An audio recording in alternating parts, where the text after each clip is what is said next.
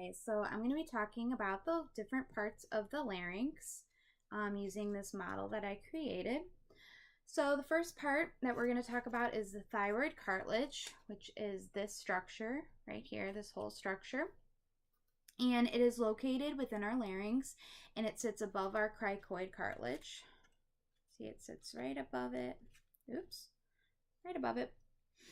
And it includes two lamina, two superior cornu, two inferior cornu, an oblique line, and a superior thyroid notch, which is what makes up the Adam's apple. So this is what we call the Adam's apple, this little notch. And its main job, the thyroid's main job is to house and protect the vocal folds. So it's very important.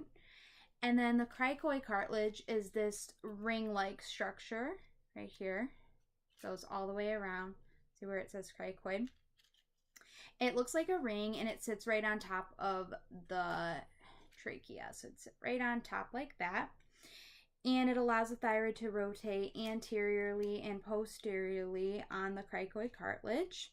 So it does this rocking motion, which allows us to control our pitch, which is very important.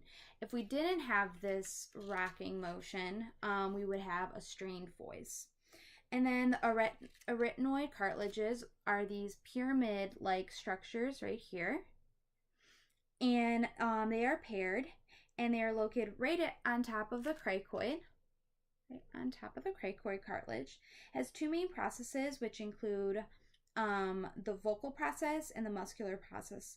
And they also serve as the posterior attachment for the false vocal folds. And their movement allows for adduction and abduction of the vocal folds.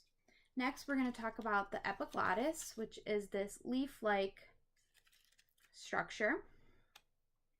And it is the superior part of the larynx, and it is located posteriorly to the hyoid bone and base of tongue. Its main job is to protect our airway and to keep food from entering the trachea and down to our lungs.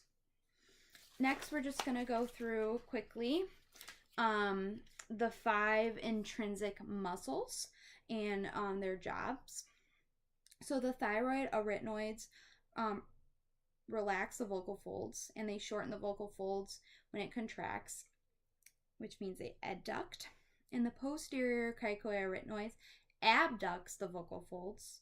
The lateral cricoid arytenoids adducts the vocal folds, and the cricoid thyroids aid in phonation, and they tilt the thyroid forward to help tense the vocal folds.